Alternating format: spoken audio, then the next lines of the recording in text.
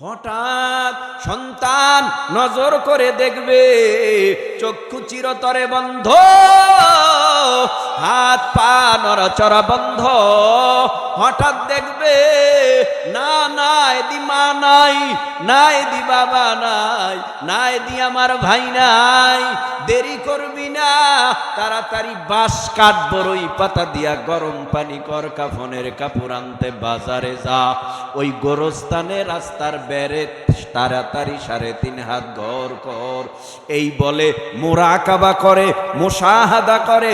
বান্দা একা একা ভাবে আমার কি হবে মরণে, বান্দা একা একা ভাবে আমার কি হবে কবরে, বান্দা একা একা ভাবে কি হবে আমার ওই হাসুরের ময়দানে, বান্দা একা একা ভাবে কি হবে আমার ওই পুলসিরাতের গোড়ায়। যদি আল্লাহ আমারে মাফ না করে, আমার হাতে পায়ে জাহান্নামের আগুনের শিকল লাগাইয়া টেনে টেনে টেনে টেনে জাহান্নামের ভিতরে নিয়ে যাবে। যেই জাহান্নাম চারিদিকে আগুন আগুন আগুন, এই প্রায় 10-11 দিন ধরে আমেরিকাতে আগুন জ্বলতেছে। কি ব্যাপার? এত হেলিকপ্টার দিয়া পানি দেয়, বিমান দিয়া পানি দেয়, এত ফায়ার সার্ভিস, তারপরও পানি নিভাইতে পারে না, ঠান্ডা করতে পারে না। দুনিয়ার নিয়ম, দুনিয়ার নিয়ম, কোন ঘর যদি পায় আগুনে পুড়ে ছাই বানায়া দেয়। যদি কোনো জঙ্গলে আগুন লাগে, শুকনা গাছও পুড়ে, কাঁচা গাছও পুড়ে। কারণটা কি?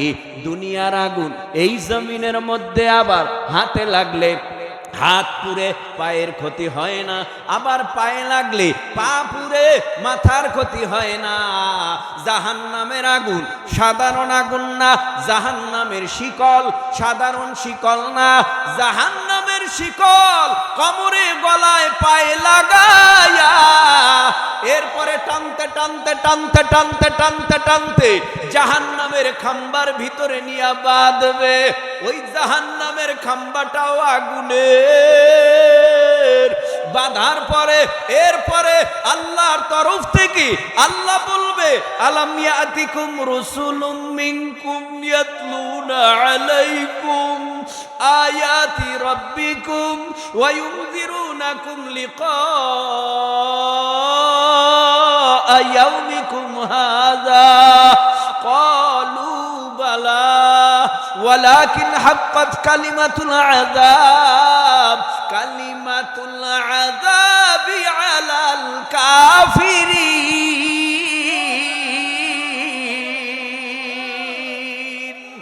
আল্লাহ পাক রব্বুল আলামিনের তরফ থেকে আওয়াজ আসবে, আলাম ইয়াতিকুম রাসূলুম মিনকুম ইয়াতলুনা আলাইকুম আয়াতি রাব্বিকুম। তোমাদের মাঝে কি আমি আল্লাহ আসমানি কিতাব পাঠাই নাই? ওই কিতাব তেলাওয়াত কইরা তরজমা ব্যাখ্যা কইরা নবী রাসূল পয়গম্বররা কি তোমাদেরকে বুঝায় নাই? বলে নাই? মিথ্যা বলবি না, মিথ্যা বলা মহাপাপ, কবিরা গুনাহ। একটা মিথ্যা কথার সাজা জাহান্নামের আগুনে ভোগ করা লাগবে 7000 বছর। এ কথা কি তোমাদেরকে শোনায় নাই? জাহান্নামীরা বলবে কলু বালা, হ্যাঁ আমারে শুনাইছে। বেনামাজিরে বলবে আনা খাতামুন নাবিয়িনা লা নাবিয়্যা বাদি, আল উলামা ওয়ারাসাতুল আমবিয়া, ইন্নামা ইয়াখশাল্লাহ মিন ইবাদিহিল উলামা।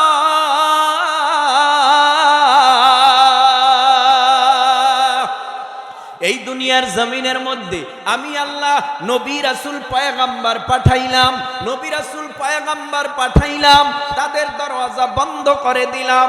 আনা খাতামুন নাবিয়্যিনা লা নাবিয়্যা বাদি, আমার নবী শেষ নবী রাহমাতুল লিল আলামিনকে খতম করিয়া জমিনের মধ্যে আর কোন নবী পাঠাই নাই।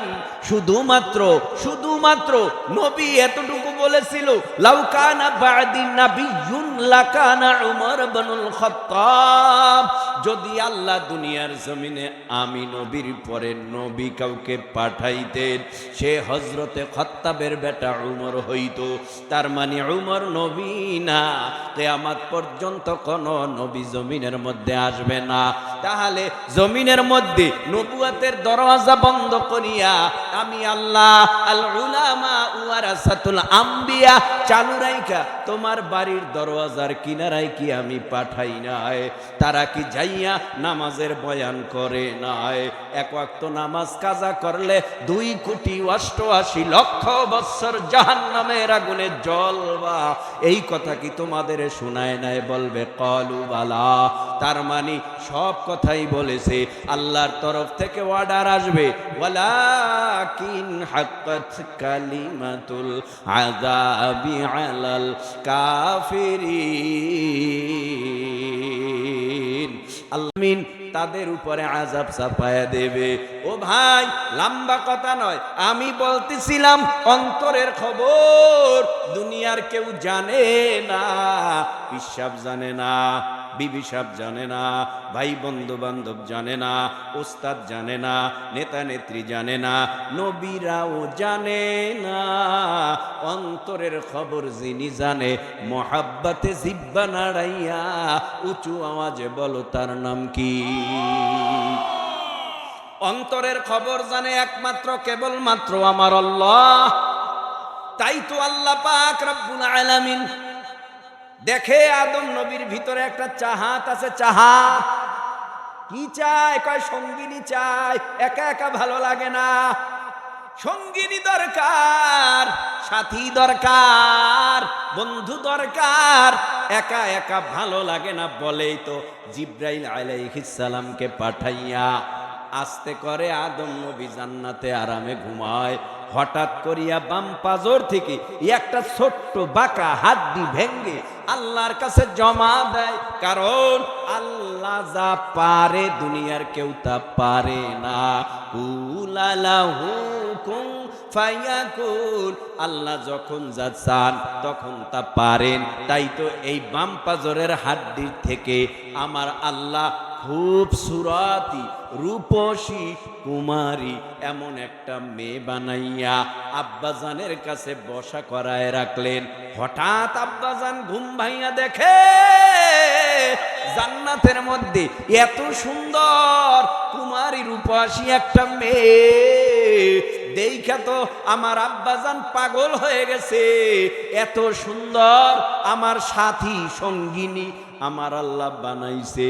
আল্লাহ কয় বানাইছি তোমার জন্য, তাকাইয়া থাইকো না। এখন তাকাইলে হবে পাপ, একটু পরে বিয়ার পরে তাকাইলে হবে তোমার সওয়াব। তার মানে বিয়ার আগে পর নারীর দিকে তাকাইলে হয় পাপ, বিয়ার পর পর নারী আর থাকে না। এগানা হয়ে যাওয়ার পরে তার দিকে তাকাইলে হয় সওয়াব। বিবির দিকে তাকাইলে কি হয়? হ্যাঁ, আর যারা পর নারী এদের দিকে তাকাইলে কি হয়? আব্বাজান কষ্ট হয় আপনাকে? আব্বাজান আব্বাজান জান্নাতে দেখছে তো বিয়ে হয়ে গেছে। শেষ কথা আমার এখান থেকেই কথাটা আপনার বুঝে নিতে হবে। তো আব্বাজান আম্মাজান বিয়ে হয়ে গেছে, জান্নাতে থাকতেছে। আব্বাজান সতর্ক, আম্মাজান সতর্ক না। কারণ আম্মাজান শয়তানের ধোকায় পরে গন্ধম খেয়ে ফেলছে। শয়তান ধোকা দিয়া বলে তুমি একা খেলে চলবে না, তোমার স্বামীরেও খাওয়ানো লাগবে, না হলে জান্নাতে থাকতে পারবা না। দুজনে খেলেন, জান্নাতের পোশাক পরে গেল। হঠাৎ আল্লাহ বললেন পায়খানার ব্যাগ হইছে। জান্নাত তো পায়খানার করার জায়গা না, কারণ এই জান্নাত অপবিত্র করা যাবে না, এটা পবিত্র জায়গা। পায়খানা যদি করতে হয় দুনিয়ার জমিনে যাও, দুনিয়াটা হলো পায়খানা করার জায়গা। আল্লাহ দুনিয়ায় পাঠায় দিছে। এই তো লোকজন বাড়তে আরম্ভ হলো। প্রথম একজন, এরপরে দুইজন, এরপরে প্রতি বছর দুইজন বাড়তেছে বাড়তেছে। আল্লাহ পাক রব্বুল আলামিন জানে শয়তান আদম সন্তানদের ধোঁকা দিয়া জাহান্নামী বানায় দেবে। এই জন্য আমার আল্লাহ আদম পয়গম্বরকে আসমানি সহিফা কিতাব দিলেন। আসমানি সহিফা তার মানে আসমানি সহিফা মানে ক্যাটালগ। যেইভাবে সন্তানদেরকে চালাইলে দুনিয়ার জমিন থেকে মৃত্যুর পর জান্নাতে যেতে পারবে, ওই ক্যাটালগ দিয়া জমিনের মধ্যে সন্তানদেরকে বুঝাইতেছে আব্বাজান রাস্তা দুইটা, ফারিকুম ফিল জান্নাহ ওয়া ফারিকুম ফিস সাঈর, জান্নাতের রাস্তা আর জাহান্নামের রাস্তা, এই দুটো রাস্তায় তোমরা চলবা, সাবধান, জান্নাতের রাস্তায় চলো, জাহান্নামের রাস্তায় চলিও না। এইভাবে বলা আরম্ভ হলো। আমার নবীকে আল্লাহর তরফ থেকে একটা ধর্ম দেওয়া হলো, যে ধর্মটার নাম হলো ইসলাম। এই কষ্ট হয়, ফাঁকা টাকা করে কেউ উঠে যায়, ভালো লাগে না কার কার? সবার ভালো লাগে কার কার? আল্লাহ দিছে দুই হাত, এক হাত জায়গায় খুব ফুটা নিয়ে নারায়ে তাকবীর, হাত নামান। আমি মোটেও বিচলিত নয় লোক কম দেখে, হাজার হাজার মানুষও ওয়াজে হয়, আবার কমও হয়। তো আপনারা যে প্যান্ডেল বানাইছেন, আপনাদের মনের থিওরি প্যান্ডেল পুরো বইরা গেছে, ঠিক না? তো প্যান্ডেল তো বইরা গেছে, কোনো চিন্তা নেই। এখানে কয়জন মানুষ হইবেন মাথা গোনা? 200-100, হ্যাঁ 200-250। ওই তুমি যাও কই? ওই কই ওঠা যাবে না। আপনাদের কষ্ট লাগে? তো আমি বলতেছিলাম লোক কম থাকলে বিচলিত হওয়ার কিছু নাই, কারণ মুসলমানদের কাফেলায় লোক ছিল মাত্র 313,000। বেঈমানের মোকাবেলায় আল্লাহ মুসলমানদেরকে বিজয় দান করেছেন। বদরের ময়দানে বেঈমানদের বিরুদ্ধে মুসলমানদেরকে বিজয় দান করেছেন মাত্র 313 জনকে। আমাদের পাশের দেশ ইন্ডিয়া নাকি এগো অনেক পাওয়ার, এগো নাকি লোকের অভাব নাই, এদের কামানের অভাব নাই, বিমানের অভাব নাই, অস্ত্রের অভাব নাই, ট্যাঙ্কের অভাব নাই, ক্ষেপণাস্ত্রের অভাব নাই। এরা খালি স্লোগান দেয়, খবরদার, মাঝে মধ্যে মুসলমানদেরকে উস্কায়া দেয়। এই গতকালকেও তো দেখলাম মুসলমানদের বর্ডারে, মুসলমানদের জমির তারা গাছ কেটে নেয়, ফসল নষ্ট করে ফেলে। কি ব্যাপার? উদ্দেশ্য কি? এই 15টা বছর তো আমরা দেখলাম ঠিকই চলছে, ঠিকই ভালোবাসা আছে, কিন্তু হঠাৎ করে দেখলাম আমরা বর্ডারের ভিতরে উত্তেজনা বারবারই হয়, আগেও হতো, এখনো হয়।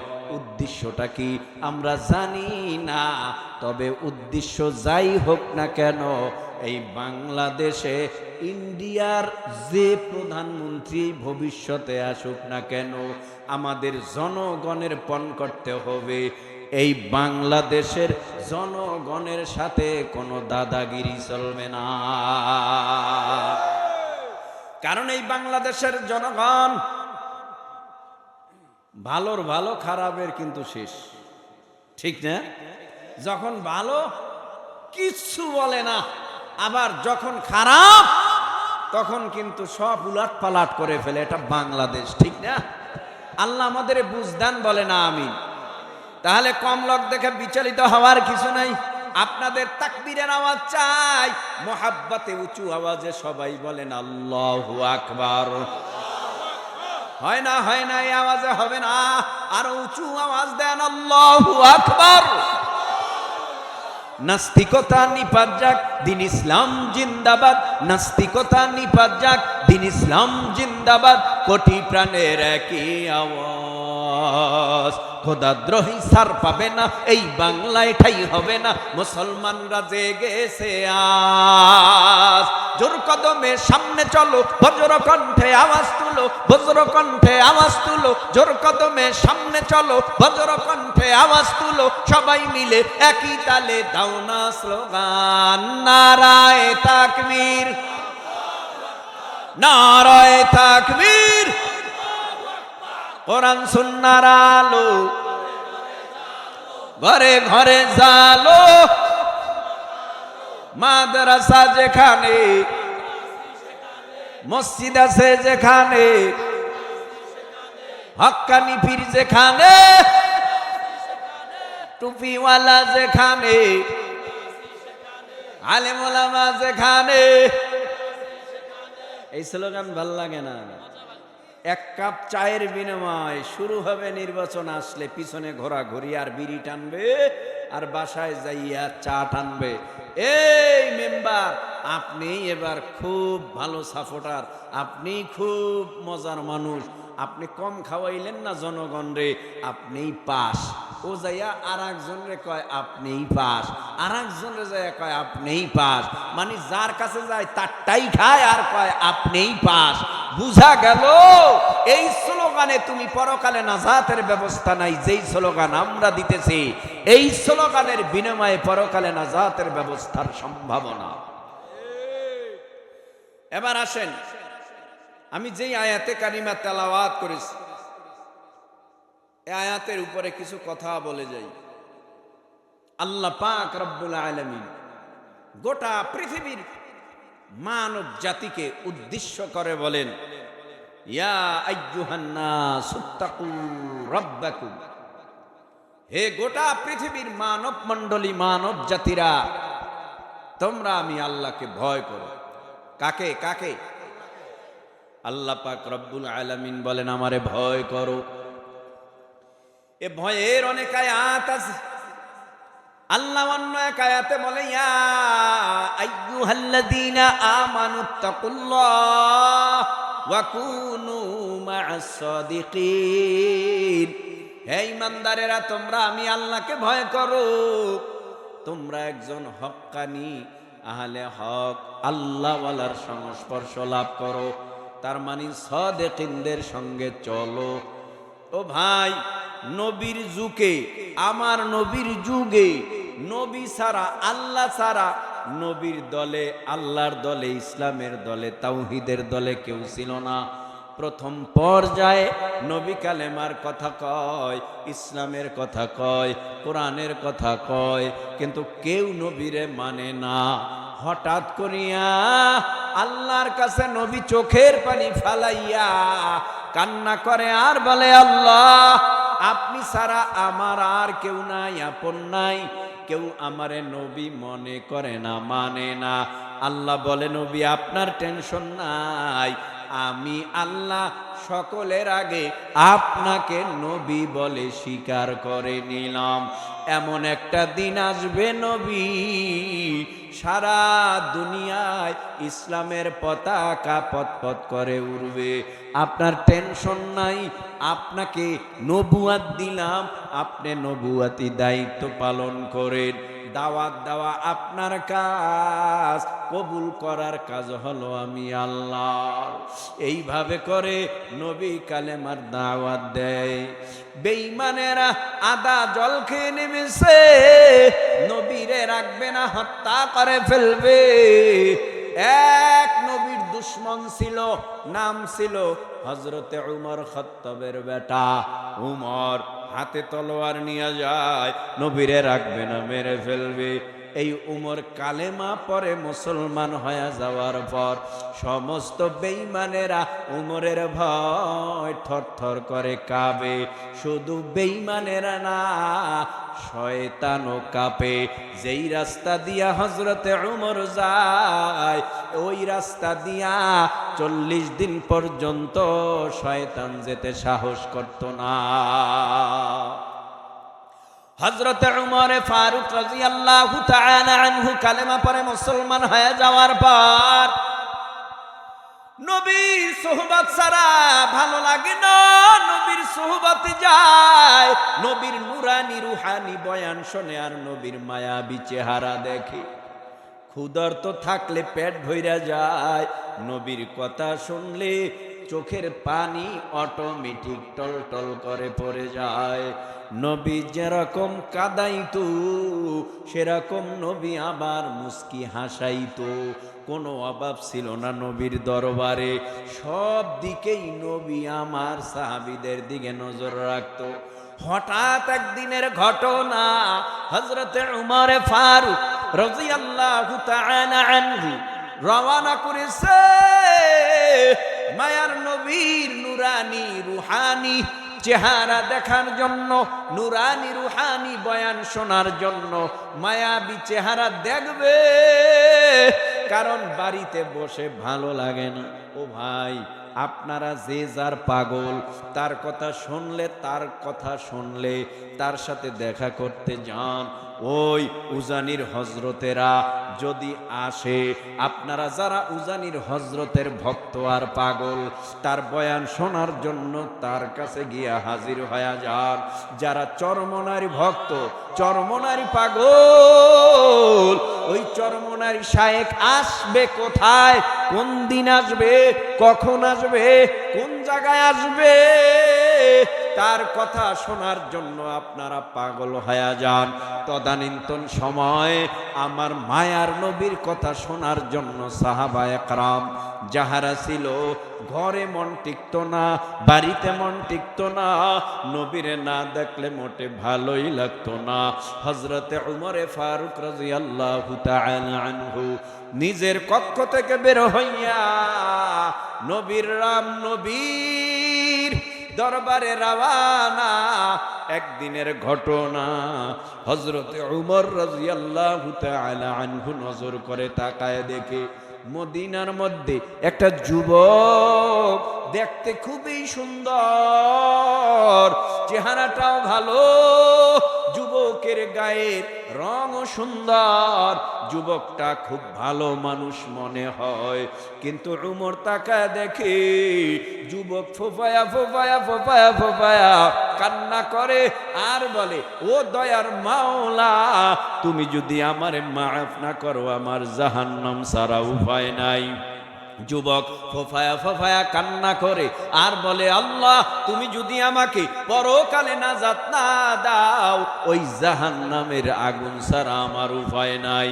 গড়াগড়ি খায় আর মাপ চায় আর হাউ মাউ করে কাঁদে। হযরতে উমর রাদিয়াল্লাহু তাআলা আনহু বলে, ও যুবক ভাই, তুমি আমারে চিনো? কয়, হ্যাঁ, আপনি উমর। কয়, তুমি আমারে চিনো? আমার নাম উমর। আমার মেজাজ সম্পর্কে জানো কি? বলে, হ্যাঁ, তাও জানি। কয়, আপনি উমর, তাহলে কি জানতে চান? উমর বলে, তুমি কাঁদো কেন?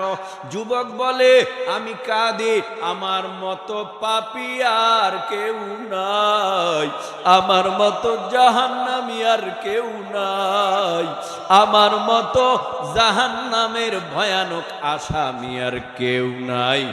আমি চিন্তা করি কেমনে আমি ওই জাহান্নামের আগুন সহ্য করব। ওই জাহান্নামের সিন্ধুকের ভিতরে ঢুকায়া বাহির থেকে যখন তালা লাগায় দেবে, জাহান্নামের সাপ কট কট করে কামড়াবে, জাহান্নামের আগুন ধাউ ধাউ ধাউ ধাউ করে জ্বালায়া কলিজা পুরিয়া ছাই বানাবে।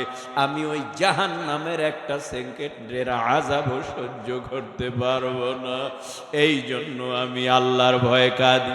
এ যুবক, তুমি এত কান্নার কি দরকার? তওবা করো, আল্লাহর দিকে ফিরিয়ে আসো। সবার গুনাহ মাফ হইলেও আমি যুবকের গুনাহ আল্লাহ মাফ করবে না। আমি বড় পাপী হুজুর, আপনি তো জানেন না আমি কত বড় পাপ করেছি। এবার যুবক গুনার বর্ণনা দিতেছে আর হযরতে উমর কান পেতে সুন্দরভাবে কথাগুলা শুনতেছে। এক পর্যায়ে হঠাৎ যুবক বলে, ও আল্লাহর নবীর প্রিয় সাহাবী, যে গুনার বর্ণনা দিলাম এ গুনাহ আল্লাহ মাফ করবেনি। হযরত ওমর চোখের পানি ফালাইয়া কান্না করে আর তাকে তাড়ায় দিল। সর, এত বড় গুনাহ কি কেউ করে? আমিও তো গুনাহগার, যারে না বানাইলে আল্লাহ কিছু বানাইতো না। তারে আমি হত্যা করার জন্য তলোয়ার হাতে নিয়ে গেছিলাম। আমি কত বড় পাপী, আমার কাছে মনে হয় আমার থেকেও তুমি জঘন্য পাপ করেছো। এই গুনাহ মনে হয় কিভাবে কি হয় আমি জানি না, দূর দূর করে সরায় দিল। হযরতে ওমর গিয়া মায়ার নবীর দরবারে বসছে। সাহাবায়ে কেরামদেরকে উদ্দেশ্য করে নবী নসিহত করে, সাহাবায়ে কেরাম বয়ান শুনে। এক ফাঁকে নবীর নজর উমরের দিকে পড়ে গেছে। দেখে উমরের চোখের পানি গাল বেয়ে পড়ে দাড়ি ভিজিয়া যায়। মায়ার নবী বলে, উমর আপনি কাঁদেন কেন, কি হয়েছে আপনার? উমর বলে, পয়গম্বর আজকে আসার পথে আমি দেখলাম একটা যুবকের কান্না। যুবকের গুনার কথা জিজ্ঞেস করলাম, যুবক গুনার বর্ণনা দিল। তখন থেকে আমি কান্না ধরে রাখতে পারি না। এই গুনাও কি কোনোদিন মানুষ করতে পারে? ওই গুনার কথা শুই না আমার কলিজা ধরফর করে কাঁপতেছে।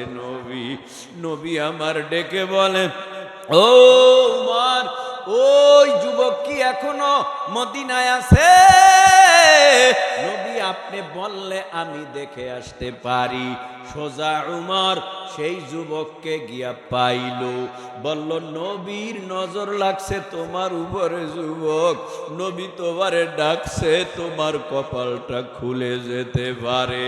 চলো চলো, দৌড়াইয়া নবীর দরবারে যুবক হাজির হয়ে গেল।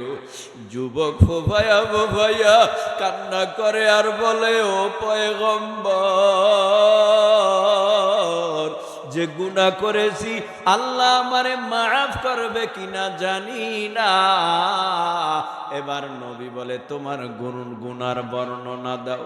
যুবক এবার গুনার বর্ণনা দিতেছে। উপস্থিত সাহাবায়ে কেরাম শ্রবণ করতেছে, নবীও শ্রবণ করতেছে। যুবক বলে, পয়গম্বর আমি জমিনের মধ্যে এত বড় গুনাহগার, কয় তোমার গুনার বর্ণনা দিলে না বুঝবো? কয় হুজুর লজ্জা লাগে। কয় আপনার সামনে আমি গুনার বর্ণনা দিব, আমার লজ্জা হয়। না না, গুনার বর্ণনা না দিলে আমি বুঝবো কিভাবে? যুবক বলে, পয়গম্বর আমি এই মদিনার মধ্যে সবচাইতে বড় চোর। তুমি চুরি করছো? বলে হ্যাঁ। তওবা করো, মাফ করে দিবে। কি হুজুর আপনি কি বললেন? শুধু গুনাহ, শুধু চুরির গুনাহ না, আরো বড় গুনাহ বর্ণনা দেয়। আর বলে, পয়গম্বর আমি কারো ঘরের মালামাল চুরি করি না, আমি কারোর ঘরের গহনাগাটি চুরি করি না, আমি কারো ঘরের দামি টাকা পয়সা নেই না। আমি চুরি করি কাফনের কাপড়। যারা মরিয়া যায় ওই তাজা লাশটা উলঙ্গ কইরা আমি তাজা কাপড়টা চুরি কইরা নিয়া বাজারে বিক্রি করি। এটাই হলো আমার কাজ, এটা দিয়েই আমার সংসার চালাই, আমার জীবন পরিচালনা করি। হায় হায়, তুমি এই গুনাহ করেছো, আল্লাহর কাছে তাওবা করো, আল্লাহর কাছে ফিরে আসো, আল্লাহ তোমারে মাফ করে দিবে। কয় না হুজুর, এখানেই সমাপ্ত না, এমন একটা গুনাহ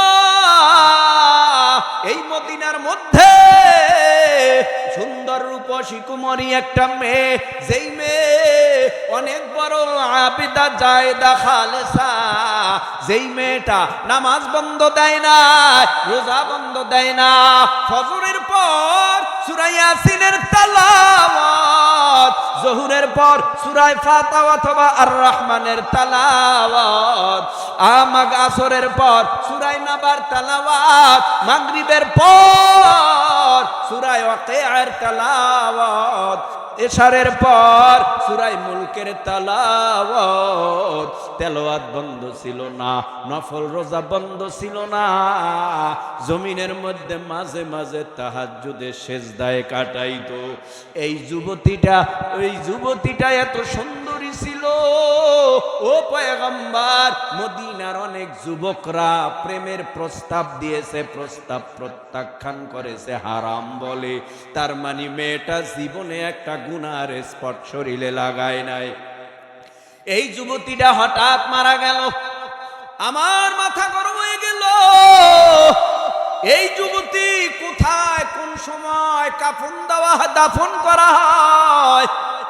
আমি দৌড়াইয়া গভীর রাত্রে আমি নিজে কবর খনন কইরা এই যুবতীর পরন থেকে 5টা কাফনের কাপড় খুলে ফেললাম। এরপরে এই যুবতীর কাফনের কাপড় খুইলা আমি চলে আসব। হঠাৎ শয়তান আমারে ধোকা দিতেছে, এই যুবক, জীবনে তো কম কাফনের কাপড় চুরি করো নাই, যেই মেয়েটা আজকে দেখতেছ কবরে, শয়তান ধোকা দিয়া বলে এমন মেয়ে জীবনে কোনোদিন দেখো নাই, মেয়েটার দিকে তাকাইয়া দেখ কত সুন্দর রূপসী কুমারী। মেয়েটার দিকে তাকাইছে, শয়তানের ধোকায় পইরা নবী এই মেয়েটার সাথে আমি জিনায় লিপ্ত হয়ে গেলাম। কবরের মধ্যে আমি জিনা করলাম। হঠাৎ জিনা করে আমি কবর থেকে উঠে যাব, হঠাৎ মনে হলো, আমার খেয়াল হলো, অথবা আমার ভিতরে একটা ভয় পয়দা হলো। আমি খেয়াল করলাম মেয়েটা জীবিত হইয়া আমার সাথে কথা বলে আর বলে, এ যুবক, জীবনে কত অন্যায় করেছো, জীবনে কত অপরাধ করেছো, কত মেয়ের সতীত্ব নষ্ট করেছো, আমি কি জানো জীবনে একটা গুনার স্পট লাগাই নাই। আল্লাহ বেজার হবে এমন কোনো কাজ আমি করি নাই। আজকে তুমি কবরের মধ্যে আমারে নাপাক বানায়া দিলা। তোমার মতো অসভ্য আর কেউ নাই। পরকালে আল্লাহর আদালতে তোমার বিরুদ্ধে আমি মামলা দায়ের করব। দেখবো ওই দিন তুমি কোন জায়গায় ভেগে যাও। এই বলে নবী, আমি ভয় পাইছি, আমি গুনাহগার, আল্লাহ কি আমারে মাফ করবে? মায়ার নবী বলে, সাহাবীরা কাঁদে, নবীও কাঁদে, বলে যা যা যা যা, আমার কাছে জায়গা নাই। এত বড় গুনাহ কি কেউ করে? এত বড় পাপ কি কেউ করে? কাপন চুরি করা, কবরের মধ্যে মুর্দার সাথে জিনা করা, কবরবাসীর সাথে জিনা করা, এত বড় পাপ কি কেউ করে? যা, তুই আমার থেকে দূরে সরিয়া যা। এবার যুবকটা হামাগুড়ি দিয়া চোখের পানি পালাইয়া আল্লাহরে ডেকে বলে, আল্লাহ, কারো কাছে আমার জায়গা নাই। ও আল্লাহ, আমারে সবাই তুচ্ছ মনে করে, কারণ আমি পাপী। নবীর কাছে গেছিলাম বড় আশা নিয়া, নবীও তারাই দিছে। সাহাবা একরাম ঘৃণা করে, সবাই ঘৃণা করে, পাপী, আমি পাপী। ও আল্লাহ, আমি কই যাব? তুমি আমারে মাপ যদি নাও করো, তোমার দরবার ছাড়া আমার দরবার নাই। এই বলে যুবকটা মদিনার বড় উঁচু পাহাড়ে উঠে গেল। পাহাড়ে উইঠা সেজদা ভরিয়া কান্না করে আর বলে, আল্লাহ, তুমি ছাড়া আমার আর কেউ নাই। সবাই দূর দূর করে তারাই দিছি, সবাই আমারে ঘৃণা করে, কারণ আসলেই তো আমি ঘৃণার পাত্র হয়ে গেছি, আমি ঘৃণিত। তোমার কাছে আবদার জানাই, গুনাহ যেহেতু করিয়াই ফেলেছি, তোমার দরবারে তো হাজির হইয়াই গেছি।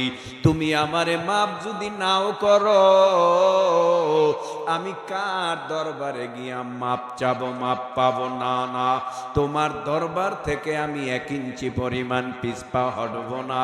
খানার খবর নাই, যুবকের ঘুমের খবর নাই, একদিন, এক সপ্তাহ, 2 সপ্তাহ, 10, 20, 30 দিন, 40 দিন পার হয়ে গেল। ওই পাহাড়ে কান্না করে, আল্লাহ তুমি আমারে মাফ করো, মাফ করো, মাফ করো। হঠাৎ একদিন আমার আল্লাহর কুদরতি কলিজাটা ঠান্ডা হয়ে গেছে। জিব্রাইল আলাইহিস সালামকে পাঠায় দিল। 40 দিন পর মসজিদের মধ্যে মায়ার নবী সাহাবা একরামদের দিকে মুখ ফিরাইয়া বসা। হঠাৎ করে জিব্রাইল আলাইহিস সালাম আয়েশা বলে, ও পয়গম্বর, আল্লাহ কিছু প্রশ্ন করতে বলেছেন আপনাকে, আপনি উত্তর দিবেন। আল্লাহর তরফ থেকে আমার প্রশ্ন, সারা দুনিয়া কে বানাইছে? কয় আল্লাহ। সারা দুনিয়ার মাখলুক কে বানাইছে? নবী কয় আল্লাহ। সমস্ত মাখলুকের খানার আয়োজন কে করে? কয় আল্লাহ। সবই আল্লাহ। বান্দা যদি অন্যায় করে মাফ কে করে? আপনি না আল্লাহ? কয় আল্লাহ। 40 দিন আগে একটা জেনাকার কাপনচোরা যুবক আপনার কাছে আসছিল, আপনার কাছে তো যুবকের জায়গা হয় নাই, আল্লাহর আদালতে যুবকের জায়গা হয়েছে। আল্লাহ তো এই যুবকের জীবনের গুনাহ মাফ কইরা দিছে। আপনি এখন তাড়াতাড়ি যান, যুবকরে গিয়া বুকে টাইনা নেন। আমার আল্লাহ যুবকের নাম জাহান্নামের খাতার থেকে কাইটা এই গুনাহগার যুবককে জান্নাতের মেহমান বানায় দিছে। আল্লাহর ভয় যখন অন্তরের ভেতরে ঢুকে, গুনাহকে অনেক ভয় করে, গুনাহকে অনেক ভয় করে। ইয়া আইয়ুহান নাসুত্তাকু রাব্বাকুম, আমরা ভয় কারে করব, কারে করব, কারে করব? আল্লাহকে ভয় করব। আল্লাহর ভয় অন্তরের ভিতরে ঢুকাইতে হবে, না হলে ভবিষ্যৎ প্রজন্মের অবস্থা খারাপ হবে।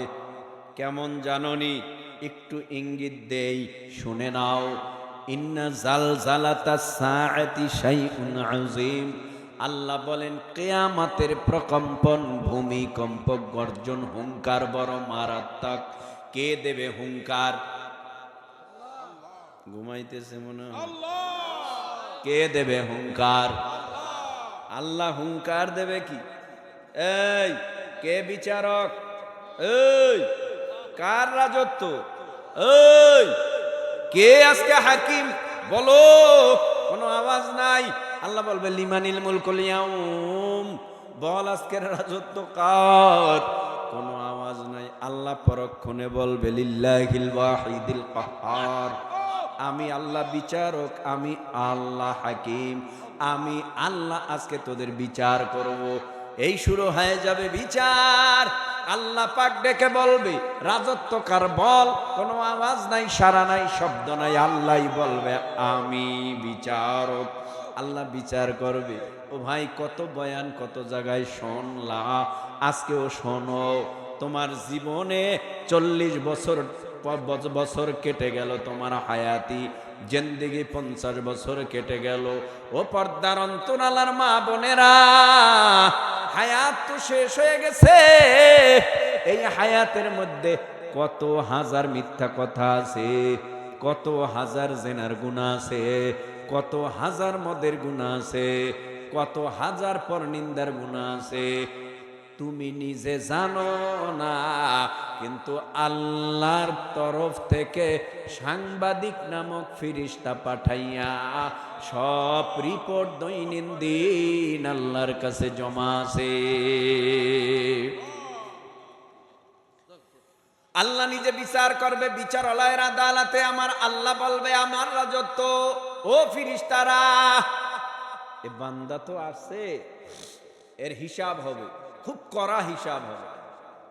আপনারা বাজারে গেলে যদি বলেন আমারে পেঁয়াজ দেন, তো বিক্রেতা বলে কত কেজি? আপনি বলেন 5 কেজি, তো 5 কেজির পাল্লায় উঠায় দেয়। আপনি চাইলেন আর সেও দিল, কিন্তু মন খুশি নয়। 100 টাকার পেঁয়াজ আমি কতটুকু পাবো মেপে দেন? বলেনি কেন? যদি মেপে না দেওয়া হয় উভয়ের মধ্যে দিলে তৃপ্তি আসে না, আস্থা থাকে না। এজন্য মাইফা মাইফা কয় 1 কেজি ডাল দাও, 1 কেজি পেঁয়াজ দাও, 1 কেজি আলু দাও,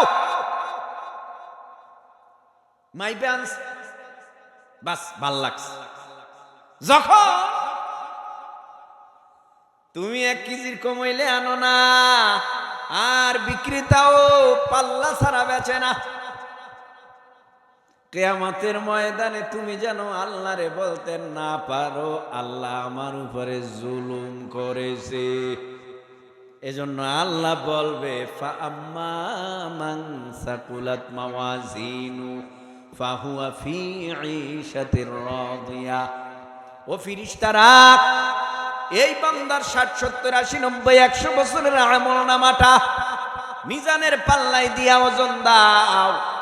মিজানের পাল্লায় নেকি বদি ওজন দিবে, এক পাশে নেক আর এক পাশে বদ।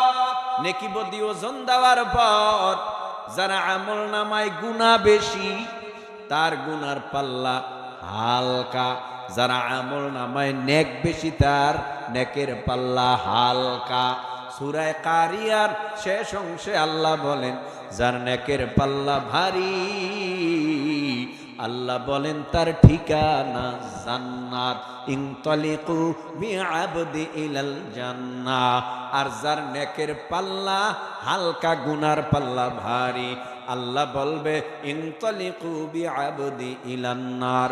ও ফেরেশতারা, এই নাফরমানের উপরে আমি নারাজ, ওরে ধইরা ধইরা জাহান্নামের ভিতরে ফিক্কা মেরো। ভাইরা আমার, এখানে যারা বসলাম আমরা, এই এলাকার ভিতরে কবর নাই, কথা কয় না, এলাকার ভিতরে কবর আছে। আমারও মরতে হবে, আপনারও মরতে হবে, কিন্তু কোন সময় মরবেন বলেন? আল্লাহর আদালতে আমারও দাঁড়াতে হবে, আপনারও দাঁড়াতে হবে। কোন সময় দাঁড়াবেন?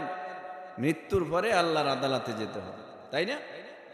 আসুন আমরা একে অপরের বন্ধু হই, শত্রু না হই।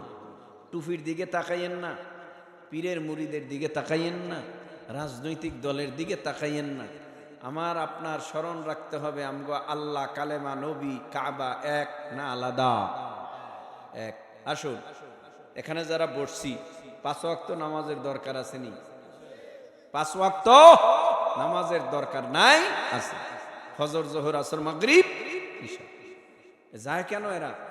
মোনাজাতের আগে দৌড়ায় সবাই। মোনাজাত দিলে কি আপনাদের এলাকায় মোনাজাতের আগে লোক জায়গা? আপনারা বসছেন, এই 3 ব্যক্তি পাইলে পায়ে দইরা হইলেও দোয়া নিবেন। 3 ব্যক্তি যদি পান, 3 ধরনের ব্যক্তি যদি পান, যদি পায়ে ধরা লাগে তবুও পায়ে ধইরা দোয়া নিবেন।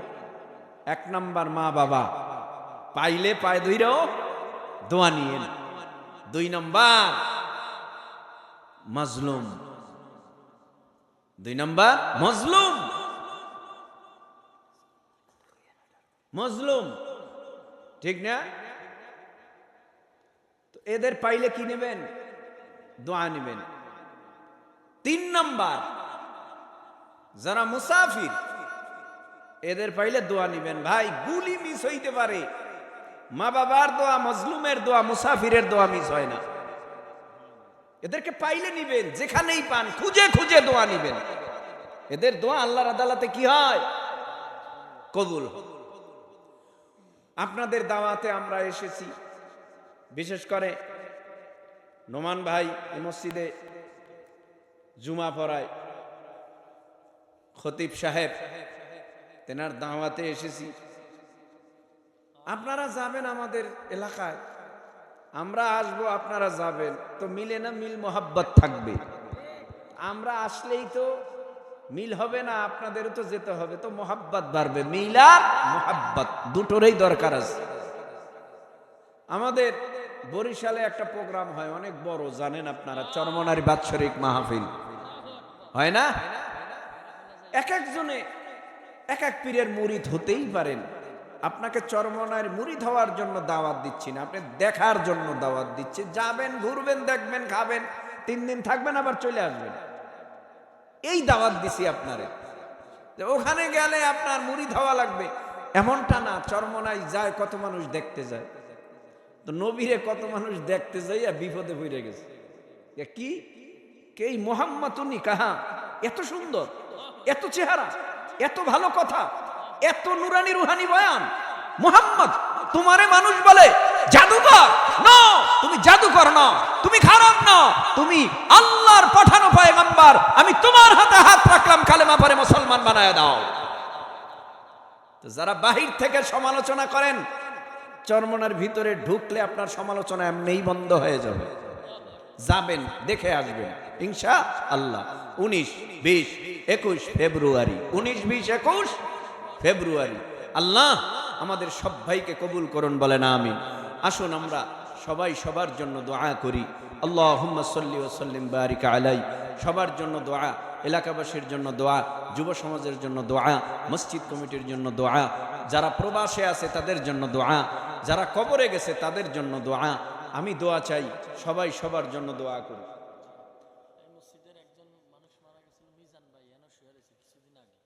কিছুদিন আগে মিজান নামে এক ভাই মারা গেছেন, এখানে শুয়ে আছেন। আমরা সবাই সবার জন্য দোয়া করি, আল্লাহ ভাইজানের কবরের আযাব মাফ করে দেন, আল্লাহুম্মা আমিন।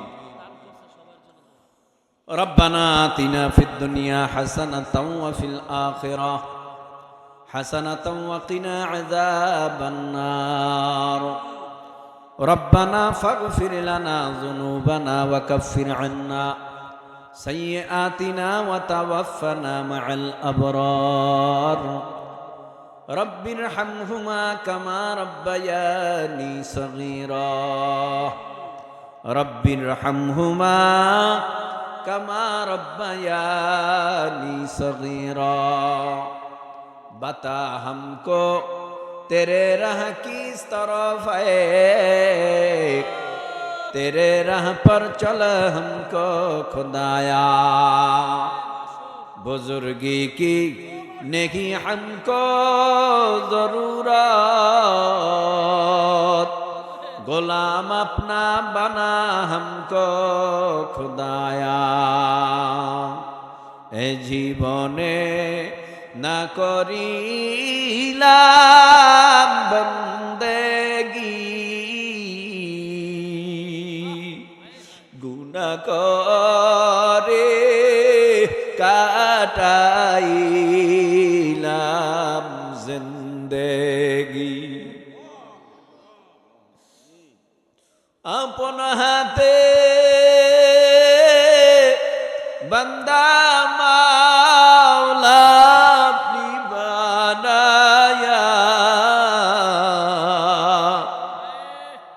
কেমনে দিবেন জাহান্নামে ফালায়া।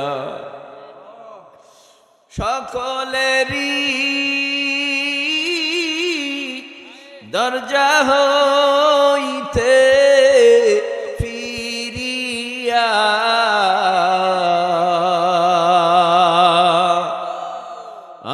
আপনারি দরজায় রইলাম বসিয়া। দুনিয়ার নিয়ম, রাত গভীর হয়ে গেলে অফিস আদালত ঘর বাড়ির দরজা বন্ধ হয়ে যায়। আর আপনার আদালতের নিয়ম, রাত গভীর হয়ে গেলে আল্লাহর আরশের দরজা বেশি খোলা হয়। আপনার দরজার কিনারায় গুনার বোঝা মাথায় লইয়া আমরা হাত তুলেছি। আল্লাহ তুমি আমাদের জীবনের সব গুনাহ খাতা মাফ করে দাও। এই মজলিসের দিকে একটু নজর দিয়ে তাকান।